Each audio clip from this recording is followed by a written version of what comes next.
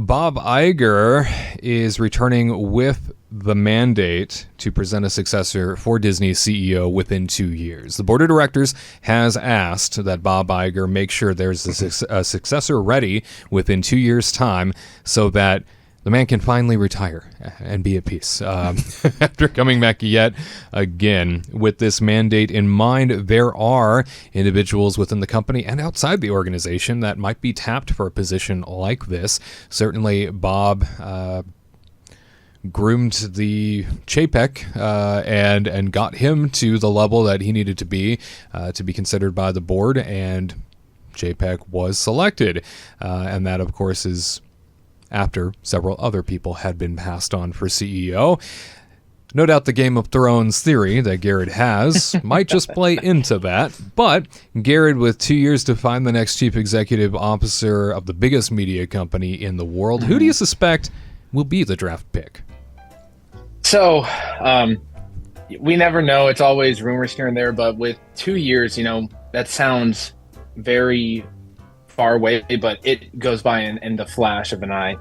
So on the inside route, I think the number one draft pick currently is Josh D'Amaro, Daddy D'Amaro, as we like to call him. He is a cast member favorite. He is a guest favorite, and he just looks really good to the business world as well as to like the parks community.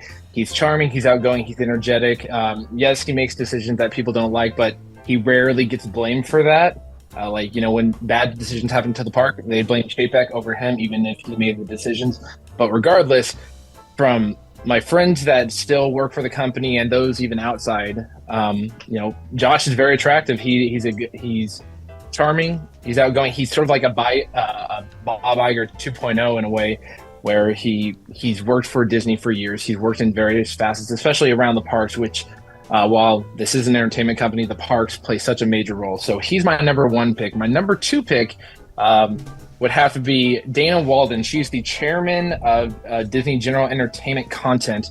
And I threw her into the mix because Disney started off as an entertainment company focused around movies and then went into the park. So maybe this is the shot that Disney wants to throw a female CEO, the first female CEO of the Walt Disney Company, into the ring.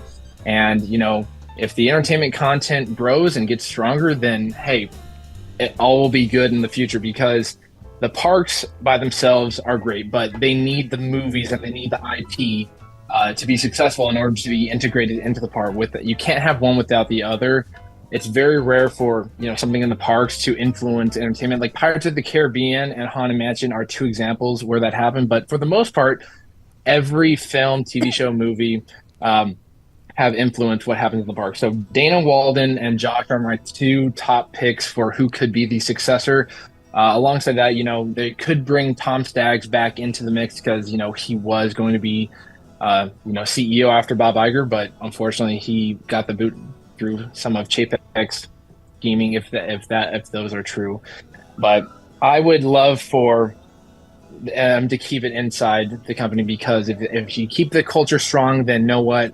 There will be success overall. Bringing an outsider in, it's a risky bet, but for right now, if Iger can straighten out the path and get everything working smoothly, then you keep it within the company, you keep that culture strong, and you get someone that the cast members as well as the guests, the ones who are paying money, to rally behind, then we should be good. But I'm excited.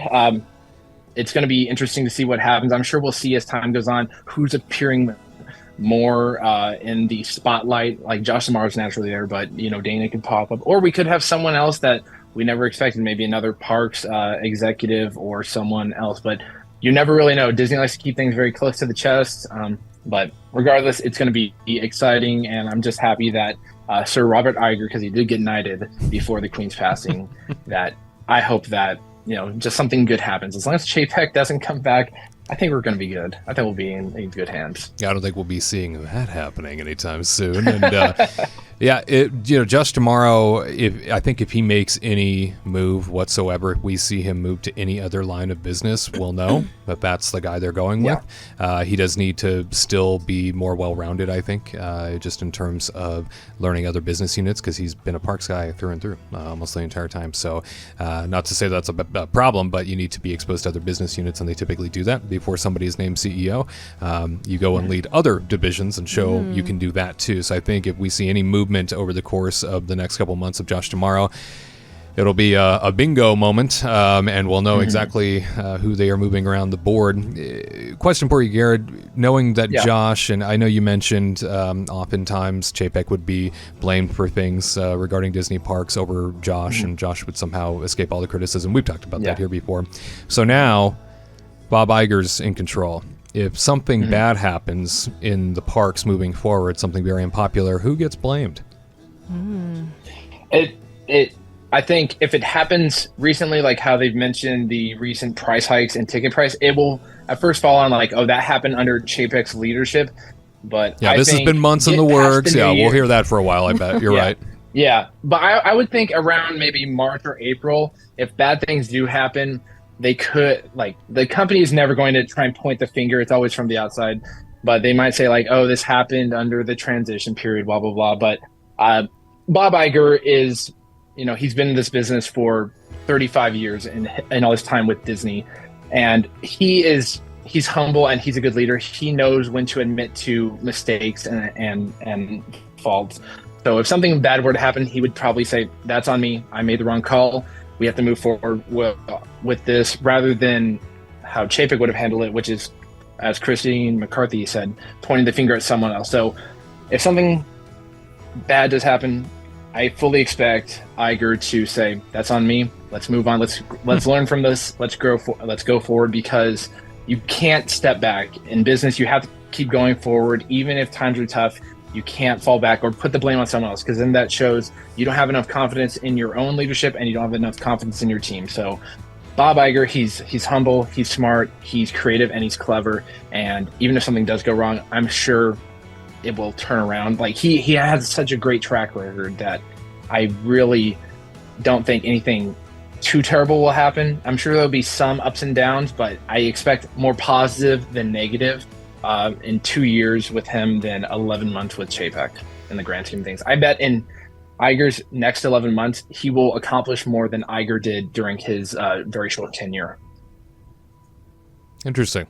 All right. Thanks for that. And I'm seeing in our chat an individual named Quentin saying Abigail Disney for next CEO. This also got mentioned in the Disney News Talk live broadcast immediately following the breaking news of people suggesting Abigail Disney for next CEO. For those that don't know, Abigail Disney is an heir to the Disney fortune who has been very outspoken about pay inequality across the organization, which certainly that needs a spotlight across the board, as no doubt the frontline cast members really don't get paid much of a living wage in those theme parks, and it's been a constant cause for concern over the course of, we'll say, about the last 20 years or so. Also something that perhaps Iger should pay attention to that did not necessarily get paid much attention to before, even though there were some strides here and there to try and elevate it. It still has been a bit of a problem, and we know even some cast members personally that live in their cars, which is a very sad thing to share, but that's a reality and something that they continue to experience on the ground. However, Abigail Disney, being a Disney in name and being probably the closest person to the brand at the moment because she interacts with it so much, just my own opinion, that is the last person you want running this company. She is she's an activist. She's bad for business. Yeah, she's an activist. That's all she is, and that's not a bad thing to be, but she's not into solutions. She's not into running the business. She is not somebody who is interested in doing, a 16-hour a day, 20-hour a day job that Bob Iger has, admitted to doing at times. That's not something that she's interested in. She's interested in her own projects. I believe that her film company, her documentary film company, just filed for bankruptcy too. Did. Yeah. So, I mean, there you go. It's a more it's our own company and it's not doing so well. So we appreciate the suggestion, but that's something I continue to see repeated. And I think the excitement and the thrill over the idea of, a Disney involved again, that's what we need. Well, if it was Roy Disney, the nephew, who was actively involved, who understood the heart of the company and wasn't just out to yell and scream about people doing the wrong thing, that's different. That made sense, but I don't think she's interested in true solutions at the end of the day because she doesn't really offer any up, at least from all the things that we've seen. So at any rate, Katrina, I'd like to move on over to you. When it comes to a CEO, what sort of CEO needs to be looked for moving forward? What does Disney need? Type of CEO. Well, they should have blue eyes. Blue eyes. Blue eyes, a blue jacket. Look at that nice, little coiffed hair on the side. Maybe wings. Maybe some wings. So they have to have hair. They have to have hair, then, Katrina? Here and there. I think she's talking about me. Oh. Bing, bing, bing. I'm referring to the wings that he uses to fly here every day. That's right. From the cloud that he lives on. That's our Tyler. And me, like a loser stuck in traffic. I'm sitting in traffic every day. I wish I had some freaking wings. Got that right. But for a CEO, I feel like an ideal CEO needs to be compassionate, humble, and open-minded. Those are my characteristics that I would see in a nice CEO because people, like what we've talked about multiple times now today, it's just placing blame on other people is not what we need. What Garrett said about just a good CEO needs to move forward and then admit faults and then just keep going and then trying to find a solution and not just, not the solution of, well, we're losing a lot of money, so let's just we're not losing a lot of money, but we want to gain more money, so let's just make things more expensive, or easy peasy, right? They need to find another solution to make quality and quantity kind of work together in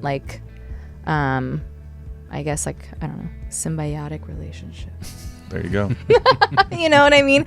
Again, right now people are paying a huge amount just to enjoy Disney in the parks, but they also have to pay all these other things to have a good day, right? Because Disney keeps telling us we need to buy all of these things to have a good day, but then you're stuck in a long line spending a lot of money. And then they oversell it. Matter? And are you having a good day? You know what I mean? Eating an $8 churro.